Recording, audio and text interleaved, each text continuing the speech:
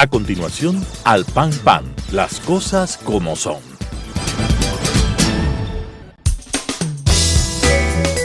Clasificación B, bajo supervisión de un adulto.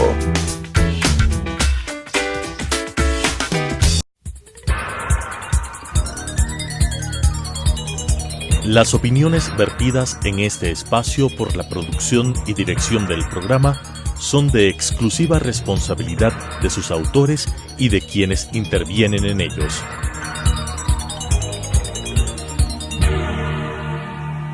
Telesucesos Canal 29 UHF presenta Al Pan Pan, las cosas como son.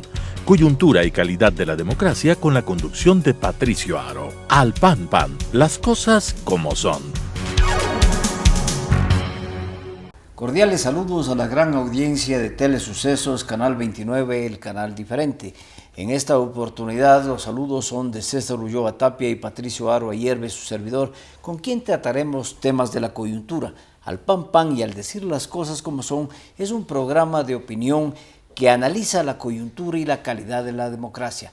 Ciertos aspectos en esta semana han sido realmente de coyuntura muy importante para el país y también en la vida internacional. Esos temas los analizaremos con César y con su servidor. César, bienvenido, gracias por decir las cosas como son. Muchísimas gracias, Patricio, un cordial saludo a la audiencia y manifestar que la multitudinaria población que sigue este segmento ha visto con bastante preocupación una escalada de insultos que hemos recibido, Patricio, en las redes sociales por decir las cosas como son. Pero eso quiere decir que el programa avanza, que estamos diciendo las cosas como son y que la independencia que hemos demostrado en estos espacios nos permite con libertad decirle al país qué ocurre en los distintos ámbitos. Bueno, César, sí, topaste este tema que también es coyuntural. En realidad hay una hondanada de agresiones a través de las redes, pero son los troles. A todos los segmentos que hablan y dicen las cosas como son, a todas las redes sociales que se expresan de la misma manera que nosotros, los mismos troles con las mismas agresiones, los mismos textos se manifiestan también en otros sectores. Entonces, eso desde luego nos motiva permanentemente para decir y seguir diciendo las cosas como son. Así que con la misma cordialidad que les saludamos a la audiencia, también les saludamos cordialmente a los troles y a los insultadores de la Revolución Ciudadana. Bueno, Patricio, yo creo que hay un tema que es bastante importante en esta semana porque los titulares de prensa dicen que Alexis Mera ya guarda prisión en su casa. Y es que definitivamente nosotros estamos de cara a un choque de trenes donde lamentablemente el proceso de reinstitucionalización del Estado parecería que es una suerte de una mesa con pata coja. Por un lado, la fiscal Diana Salazar está tratando de hacer lo suyo en el sentido de procesar a Alexis Mera por cohecho, asociación ilícita y tráfico de influencias, y vemos que los jueces de la Corte Nacional de Justicia parecería que todavía siguen respondiendo al gran populista que es Rafael Correa Delgado. Y en efecto eso ha sucedido durante la semana pasada. Alexis Mera, quien fungió como secretario jurídico de la Presidencia de la República durante toda la década robada, fue y tuvo la sentencia de cumplir o la decisión de cumplir prisión preventiva. Pero al apelar esa prisión preventiva, la Corte Suprema, 2 jueces de la Corte Nacional cambiaron esa medida por otras varias que son el arresto domiciliario. Hubo la disposición de que Alexis Mera porte grillete electrónico y además que no pueda enajenar bienes. Se cambió la prisión preventiva por prisión domiciliaria, lo que riñe con algunos elementos jurídicos, especialmente con lo dispuesto en el Código Orgánico Penal. Ahora, si bien el ejercicio de opinión no puede judicializar ni tampoco lo que decimos acá tiene una suerte de sentencia ni tampoco de cosa juzgada, pero tampoco debemos de dejarle al país lo que ha ocurrido durante estos últimos meses. Y recordemos que esto sucede a partir de las denuncias que se hizo en Arroz Verde y el caso Majano, y aquí estuvo Cristian Zurita explicándonos en una situación que es bastante compleja, y es cómo el financiamiento de la política llegó a permear la administración de Rafael Correa y pone incluso en una situación bastante delicada a la ex asesora Pamela Martínez, y que luego, indudablemente, por ese tráfico de influencias y de poder llega a ser jueza de la Corte Constitucional. En el Ecuador comenzó a ocurrir durante los 10 años cosas bastante inusuales, como de ser ex asesora del presidente, luego llega a ser una persona jueza de la Corte Constitucional, que es el más alto organismo de la justicia ecuatoriana. Y habría que ver si efectivamente la ex asesora cumplía todos los requisitos que demanda ser una jueza de la Corte Constitucional, o es que también ahí operó el abuso de poder y el tráfico de influencias. Y no solamente eso, el propio Alexis Meira, que para todos los operadores de justicia fue el arquitecto que operó, planificó y ejecutó la metida de la mano en la justicia, es quien recibe este beneficio del arresto domiciliario y el uso del grillete electrónico, cuando en realidad la disposición de la jueza en primera instancia determinó que él debía cumplir prisión preventiva. Pero esta prisión preventiva fue alterada en una sesión y en una audiencia realmente caótica, en que la propia fiscal se queja de haber sido maltratada con prepotencia, con alevosía, por parte de los dos jueces que determinaron esta sentencia prácticamente absolutoria para uno de los arquitectos de la gran trama de corrupción del Correato y de la década rodada. Bueno, y ahí, Patricio, nosotros deberíamos enlazar lo que ha ocurrido en la Corte Nacional de Justicia, en este choque de trenes entre Fiscalía y los jueces, en lo que ahora se trata de intentar en la evaluación de los magistrados jueces por parte del Consejo de la Judicatura.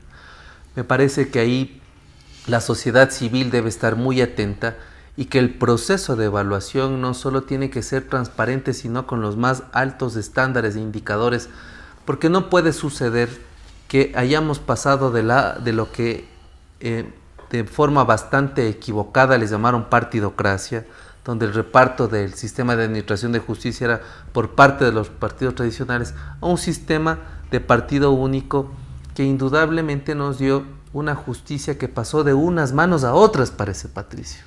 En efecto sucede eso, y sucede también que la metida de manos en la justicia sigue, y es decir, la justicia sigue en manos de los mismos que la amarraron durante 10 años. Y quiero insistir en que había una contrariedad brutal contra lo que dice el Código Orgánico Penal Integral, que en su artículo 537 determina claramente que, y voy a leer, sin perjuicio de pena con la que se sancione la infracción, la prisión preventiva podrá ser sustituida por arresto domiciliario y el uso de dispositivo de vigilancia electrónica en los siguientes casos. Entonces quisiera que la gran audiencia que nos sigue analice cuál es el caso al que se ajustó Alexis Meira para poder ser cambiada la prisión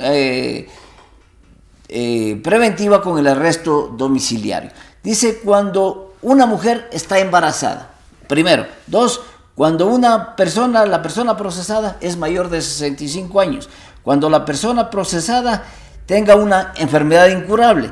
En los casos de delito contra la integridad sexual y reproductiva, el arresto domiciliario no podrá cumplirse en el mismo domicilio donde se encuentra la víctima. Es decir, estos son los causales por las que se puede cambiar la prisión preventiva por un arresto domiciliario, y eso desgraciadamente no ha sucedido con Alexis. Ahora, Patricio, tratando de un poco de enlazar la coyuntura nacional ecuatoriana con lo que sucede en contextos como en Venezuela, una de las primeras lecciones en este choque de trenes en el sistema de administración de justicia entre la Fiscalía y los jueces de la Corte Nacional, podríamos decir, más allá de que esto sea una aventura en cuanto a la potencia de la frase, qué difícil ha sido salir de un sistema autoritario, y qué difícil es para Venezuela ahora salir de un sistema dictatorial.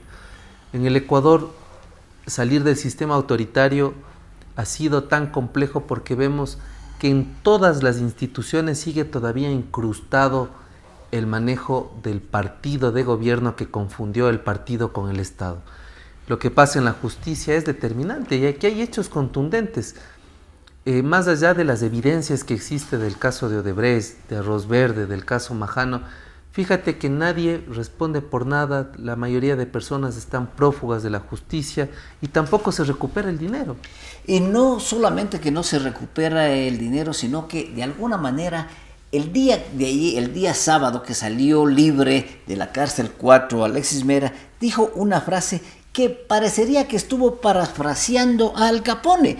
Él dijo, voy a salir inocente de esto, no hay pruebas. Cuando fue detenido Al Capone, él dijo, no tienen pruebas contra mí. Entonces, ya de alguna manera ellos vinieron preparando la comisión de todos estos delitos, tratando de crear un manto de impunidad. Pero la justicia llega porque llega. La justicia llegará y obviamente no habrá ese manto de impunidad que están buscando todos quienes hicieron de la década pasada su manera de enriquecerse muy rápidamente. Ahora, la ola de corrupción que indudablemente no solo ha tocado al Ecuador, sino que de alguna u otra manera ha venido atravesando los distintos países de la región, da cuenta que en algunos países se crea un sistema, una arquitectura institucional con tales candados que es difícil destrabar.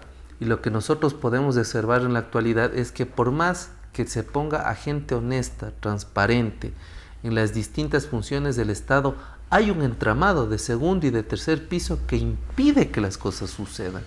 Entonces quiere decir que la burocracia está bastante contaminada, Patricio. Por eso se empiezan a escuchar voces que es necesario, y es una propuesta muy interesante, derrumbar toda esa estructura estatal para sobre esos escombros reconstruir nuevamente todas las instituciones del Estado. Sí, aparentemente eso podría oírse como anarquía, pero no, en realidad es necesario porque la gran mayoría de las instituciones del Estado están y tienen ese karma de corrupción.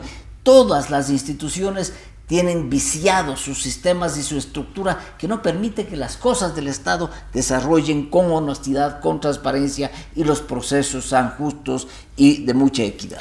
Ahora, Patricio, las semanas anteriores nosotros habíamos hablado de que la reinstitucionalización del Estado es una tarea compleja, difícil. Incluso parecería que en el tiempo que le resta al gobierno, los tiempos van en contra. Y yo creo que aquí hay dos modalidades. La una, entrar en una suerte de reformas a la Constitución a través de lo que se podría hacer vía asamblea, a través de lo que la ciudadanía podría pedir que califique la Corte. O lo otro es lo que tú dices, que esto produzca una Asamblea Nacional Constituyente. Pero yo creo que el Ecuador no ha llegado todavía a la madurez para que no se vaya por ninguna de las vías, porque yo creo que debe anteceder a la reforma o a las reformas o anteceder indudablemente un proceso de asamblea, un gran acuerdo nacional.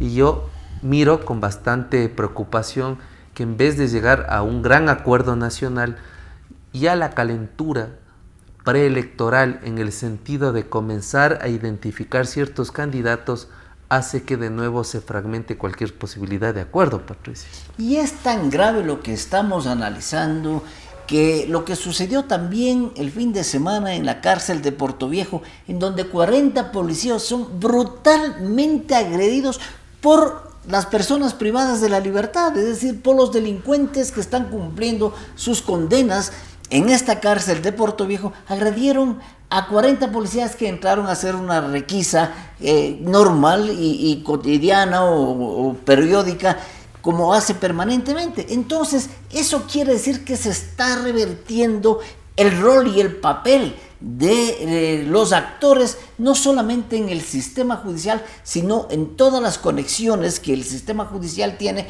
como es el caso del sistema penitenciario. Y eso también hemos analizado en este programa, y lamentablemente las cosas en un estado de emergencia, porque el sistema penitenciario sigue declarado estado de emergencia, se da esta barbaridad, es decir, quienes representan a la represión legal del Estado, a la violencia legal del Estado, fueron agredidos por quienes debían ser controlados por la autoridad. Y eso realmente vamos, insisto una vez más, en pasos acelerados a ser el Estado fallido del que también hemos hablado y hemos analizado en este Ahora, programa. Patricio, respecto de la crisis del sistema penitenciario, a mí me surgen varias inquietudes. La primera, ¿Quién está provocando la crisis? La crisis es el resultado de que existe una eficiencia en cuanto al manejo de recursos, a la administración, a la concepción del sistema penitenciario, o hay un trasfondo que hace que el sistema se haya dinamitado.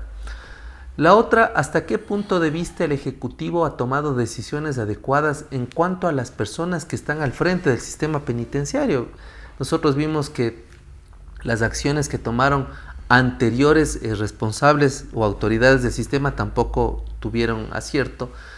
Y la otra que yo me pregunto ¿es adecuado todo lo que en materia de política pública se está trabajando para los privados de libertad? ¿Se tienen que hacer ajustes al Código Orgánico Integral Penal?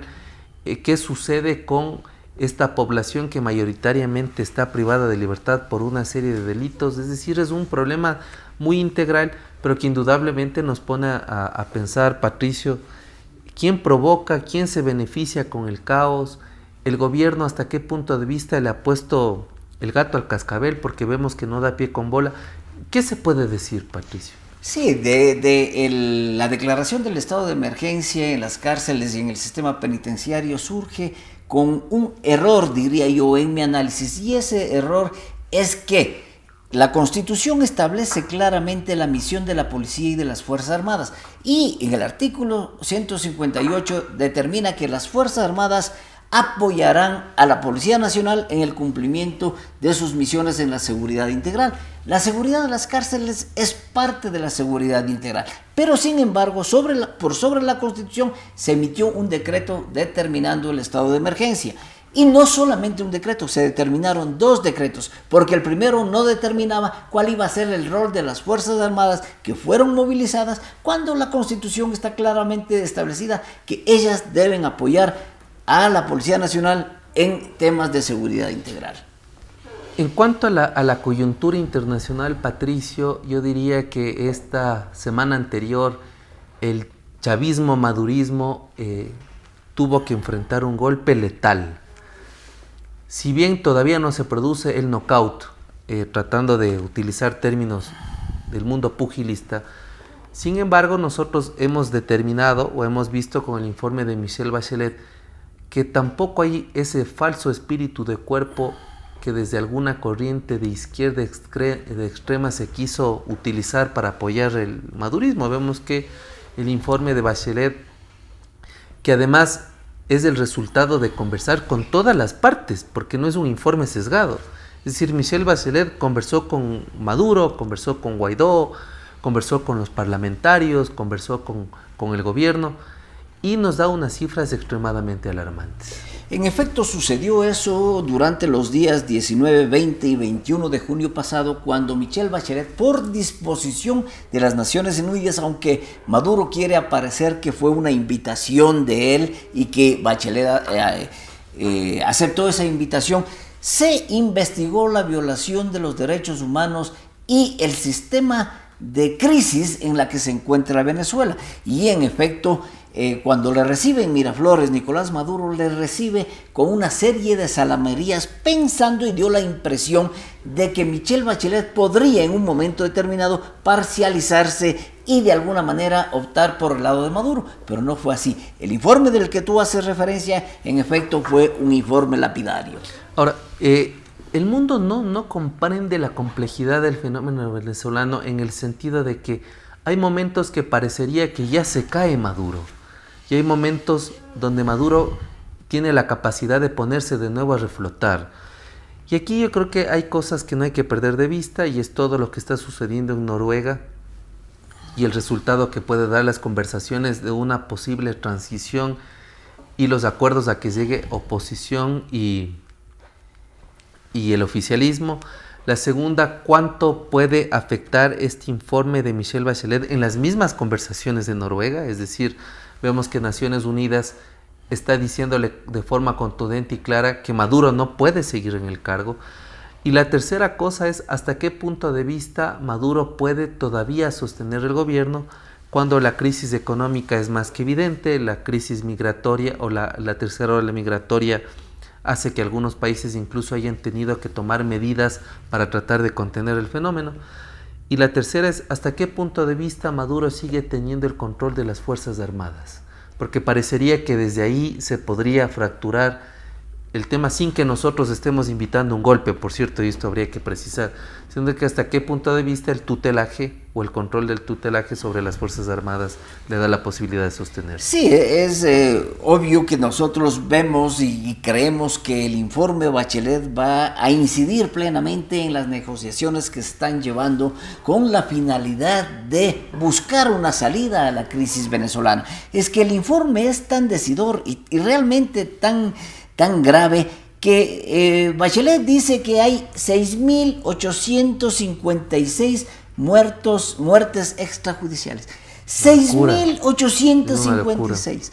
Hay 793 presos políticos y hay 1.557 muertes por falta de insumos médicos. Además que hay una serie de violación a los derechos a la salud, a la alimentación, a la libertad de opinión, a la libertad de expresión, y que en un momento determinado en las cárceles se juega por comida o se cambia relaciones o pedidos, favores sexuales por comida de las presas o presos en sistemas realmente de una situación muy crítica. Esto desde luego que va a incidir, porque el mundo tiene una conciencia absolutamente clara de lo que debe ser el respeto a los derechos humanos. Sin embargo, el gobierno chavista de Maduro no ha hecho otra cosa que seguir un mismo esquema de represión y de violencia que se han seguido en todos los países que mantienen como norma y como ideología el socialismo del siglo XXI. Nicaragua, Venezuela y Ecuador. Aquí le tuvimos a Juan Carlos Calderón, el director de Plan B, que nos hacía una referencia de lo que él reportó en su página digital como sobrevivientes. Más de 100 casos de violaciones de derechos humanos, y Juan Carlos Calderón siguió el mismo esquema y la misma técnica de investigación que siguió Michelle Bachelet, la comisionada de las Naciones Unidas para los Derechos Humanos.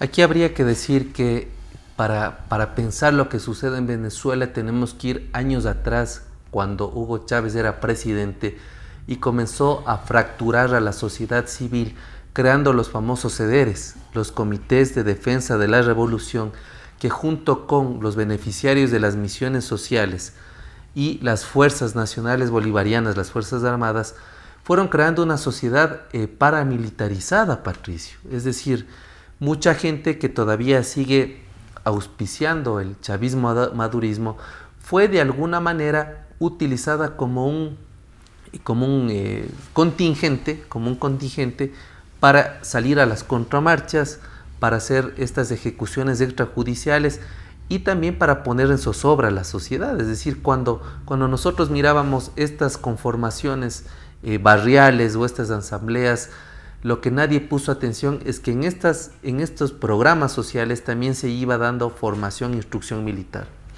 En las inquietudes que presentas tú preguntas qué tanto apoyo tiene de las Fuerzas Armadas. Es decir, Maduro se sostiene solamente en el apoyo militar. El momento en que la figura de Padrino López, ministro de la Defensa, que es el poder que le sostiene realmente a Maduro, ese momento que se retire ese apoyo de Padrino López, que en un momento ya se podría decir que estaba a punto de ser retirado, no sucedió y sigue sosteniéndose Maduro. Pero todas estas relaciones de poder que ha mantenido especialmente con estos grupos paramilitares también son una fuerza. Es decir, Maduro se está sosteniendo sobre las puntas de las bayonetas. En el Ecuador nunca se dijo nada de una serie de videos donde se encontraban a ciertos líderes y dirigentes de la Revolución Ciudadana en entrenamiento militar en algunas locaciones o parques de Quito. No sabemos para qué. Eso quedó, se denunció, se esfumó, pero a propósito del caso de Venezuela, podríamos decir que ese es el peligro cuando llega un gobierno que trata de conformar fuerzas de choque para sostenerse y no respeta los derechos humanos. Potencialmente eso sucederá, y también el análisis que se ha hecho sobre la coyuntura internacional en este programa tendrá peso en el futuro del gobierno de Nicolás Maduro y toda esa represión en Venezuela que simplemente afecta a toda la ciudadanía venezolana, que ha provocado una crisis humanitaria de migración y afecta a todos los países de la región. De esta manera, sobre la coyuntura nacional e internacional, con César Ulloa Tapia y su servidor Patricio Aro Ayerbe, hemos dicho las cosas como son. Al pan pan. Las opiniones vertidas en este espacio por la producción y dirección del programa son de exclusiva responsabilidad de sus autores y de quienes intervienen en ellos.